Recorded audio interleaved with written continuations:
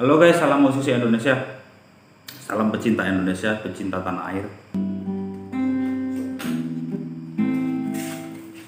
Bangunannya. Nggak usah lah. Nggak usah. Pulang aja ke Solo. Pak Jokowi masih berasa merasa bahwa udah Bapak balik aja, diperpanjang lah 2-3 tahun melanjutkan membangun. Istirahat. Banyak orang-orang lain yang lebih pintar dan ya bisa melanjutkan mimpi-mimpi besarnya Bapak. Saya akan kembali ke kota saya, Solo, sebagai rakyat biasa. Assalamualaikum warahmatullahi wabarakatuh. Salam, Om Swastiastu, Namo Buddhaya, salam kebajikan dan salam sejahtera untuk kita semua.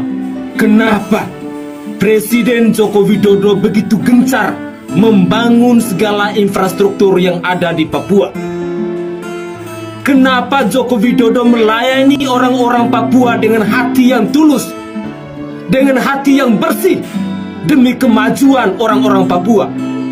Presiden Joko Widodo menginginkan agar kehidupan di Papua bisa setara dengan kehidupan di Pulau Jawa. Pembangunan yang ada di Papua bisa setara dengan pembangunan yang ada di Pulau Jawa. Karena Papua adalah wilayah negara kesatuan Republik Indonesia. Inilah yang Joko Widodo lakukan, yang Presiden Joko Widodo perjuangkan dari Sabang sampai Merauke, dari Pulau Mianga sampai Pulau Rote.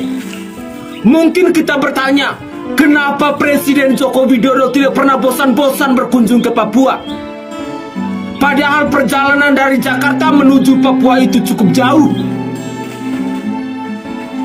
Inilah jawabannya, bahwa Presiden Joko Widodo menginginkan kehidupan rakyat Papua sama dengan kehidupan rakyat yang ada di Pulau Jawa. Pembangunan yang ada di Papua bisa sama dengan pembangunan yang ada di Pulau Jawa. Infrastruktur, gedung-gedung, pelayanan kesehatan, penerangan dan lain sebagainya itu yang ada di Papua bisa sama dengan Pulau Jawa. Kita ini adalah NKRI, kita ini adalah Pancasila, kita ini adalah Undang-Undang Dasar 1945. Karena Papua dari dulu tidak pernah diperhatikan, makanya Joko Widodo berulang kali berkunjung ke Papua untuk membangun Papua, melihat kesejahteraan masyarakat Papua bisa sama dengan di daerah Jawa. Ya, begitu luar biasa guys. Banyak orang yang berkuar-kuar, banyak orang yang nyinyir. Kenapa Joko Widodo pembangunan saat ini lebih fokus ke wilayah timur Indonesia? Saudaraku sebangsa dan setanah air, saya mau katakan bahwa daerah timur Indonesia ini diperhatikan ketika Presiden Joko Widodo memimpin bangsa ini.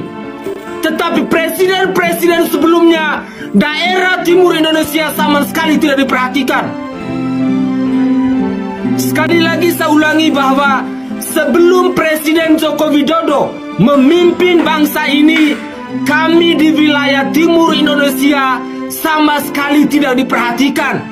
Kami di wilayah timur Indonesia adalah anak tiri dari negara kesatuan Republik Indonesia ini dalam hal pembangunan. Jangan heran Presiden Joko Widodo dianggap sebagai malaikat oleh orang timur Indonesia. Jangan heran Presiden Joko Widodo adalah bapak bangsa untuk orang timur di Indonesia ini. Kami rakyat jelata yang ada di wilayah timur Indonesia ini melihat Presiden Joko Widodo adalah seorang malaikat yang diutus Tuhan untuk memajukan bangsa dan negara ini. Karena perjuangan dari seorang Joko Widodo yang begitu luar biasa untuk bangsa dan negara ini, khususnya untuk kami di wilayah timur Indonesia, maka saya rakyat jelata ingin mengatakan bahwa nama Presiden Insinyur Haji Joko Widodo akan terukir indah dalam sanubari kami rakyat jelata sampai kapanpun. Saya Sainai dari Provinsi Nusa Tenggara Timur. Saatnya rakyat jelata harus berani untuk bersuara.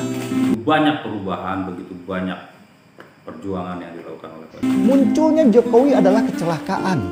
Negara tetangga seperti Singapura, Australia, dan Malaysia itu sama sekali tidak mengira kalau Jokowi begitu galak dan gila. Mereka menganggap sama. Paling ya Presiden Indonesia gitu-gitu aja. Kita suap aja nanti dia supaya diam. Yang penting kaya. Yang penting biarkan Indonesia tidur selamanya. Perhatikan saja pidato Perdana Menteri Singapura waktu berjumpa Jokowi di awal-awal jabatannya. Last week I was in Indonesia. I met President Jokowi. He asked me to ask Singapore companies to invest more in Indonesia. They need infrastructure, they have projects, they want Singapore companies to come in. We are already Indonesia's biggest foreign investor. They are 50 times bigger than us, 250 million people. From time to time they remind us of that. But to make investments, to help with their economy, they think, well, this little guy, he can make a contribution, he can help us. That's not bad. Tetapi pelan-pelan para negara tetangga kaget melihat sepak terjang Jokowi yang brutal. Dia mendadak muncul sebagai sosok lain yang sama sekali tidak dikira. Tiba-tiba Jokowi memberlakukan tax amnesty atau pengampunan pajak untuk uang orang Indonesia yang selama ini diparkir di luar negeri. Singapura jelas panik karena banyak sekali orang Indonesia yang simpan duit mereka di bank-bank Singapura yang membuat bank mereka kaya raya. Kalau kebijakan tax amnesty diberlakukan, maka triliunan rupiah dana yang diparkir di negara mereka bisa pulang ke Indonesia. Dan itu bisa mengganggu sistem ekonomi di Singapura. Meskipun tidak akan membuat Singapura bangkrut karena mereka sudah terlalu kuat. Tapi cukuplah membuat Singapura meriang dan berpikir ulang bahwa Jokowi bukanlah orang sembarangan. Belum selesai tax amnesty, Jokowi kemudian membangun pelabuhan-pelabuhan internasional di beberapa tempat. Salah satunya adalah pelabuhan Kijing di Kalimantan Barat dan di Batam. Ini lebih membuat Singapura meriang lagi. Kenapa? Karena selama ini ekonomi Singapura sangat bergantung pada sektor jasa dan pelabuhan internasional adalah salah satu kekuatan ekonomi mereka. Singapura bukan negara yang kaya akan sumber daya alam. Bahkan di sana air saja dimasukkan dalam sumber daya khusus. Karena itu ketika Indonesia, negara yang kaya sumber daya alam, tiba-tiba pengen merebut sektor jasa yang selama ini jadi kekuatan Singapura, tentu mereka ribut. Selama puluhan tahun, Singapura berhasil menekan pejabat Indonesia supaya tidak membangun pelabuhan internasional di sini. Karena itu bisnis utama mereka. Belum lagi dengan adanya Thailand yang juga sedang membangun kanal Kerak yang akan memotong jalur perdagangan internasional, Singapura pun makin kecekek jadinya. Jepang dan Vietnam yang selama ini kaya raya dari hasil curi-curi ikan di lautan Indonesia juga mendadak susah karena Indonesia sekarang menutup lautnya dari nelayan asing. Beda kali pemerintahan Jokowi kali ini, gak kayak presiden sebelum dia. Begitu mungkin apa yang ada dalam pikiran mereka. Sekarang dengan adanya Omnibus Law, Malaysia lah yang kebakaran jenggot. Malaysia yang sekarang ini aja negaranya sudah kejepit di Vietnam dan Thailand dalam hal mendatangkan investasi luar, harus pusing dengan munculnya Omnibus Law di masa Jokowi ini. Jelas banyak investasi asing yang tertarik untuk bangun pabrik di Indonesia. Selain tenaga kerjanya bisa jadi lebih rendah, kemudahan pun akan banyak didapatkan investor supaya mereka mau buka di sini. Dan ingat, satu lagi kelebihan Indonesia. Kita punya penduduk yang banyak yang jadi pembeli produk yang dibuat di negara kita. Itulah kenapa salah satu anggota parlemen Malaysia, Charles Santiago, ikut-ikutan protes munculnya Omnibus Law. Benar sekali. Saya sangat setuju. Urusan dia apa coba selain hanya ingin membuat kericuhan di negeri orang?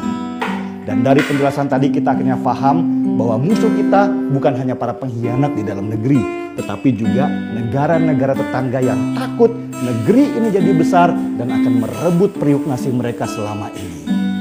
Indonesia buat mereka tidak boleh besar, karena itu ancaman buat ekonomi dan kebanggaan diri mereka.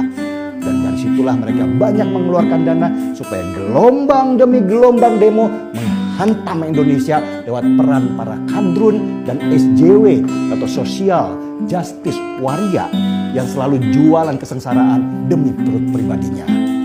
Itulah kenapa Prabowo mengingatkan kalau demo Omnibus Law kemarin itu juga dibiayai oleh asing. Ya mereka itu negara-negara yang selama ini mengambil keuntungan dari tidurnya Indonesia dan sekarang terancam dengan bangkitnya singa dari Asia. Apa yang dikatakan saudara kita tadi, jadi kita bisa lihat dari perjuangan Pak Jokowi dari awal sampai akhir, sampai sekarang kita bisa dilihat Indonesia sampai saat ini sudah dibawa kemana? Indonesia sampai saat ini sudah dibawa kemana? Oke, mudah-mudahan bermanfaat dan bisa membuka pola pikir kita untuk lebih positif lagi dan nggak selalu negatif, nggak selalu menghujat, nggak selalu ngejudge, dan nggak selalu menghina, nggak selalu merendahkan. Oke, sekian, salam musisi Indonesia dan terima kasih. Hidup Pak Jokowi.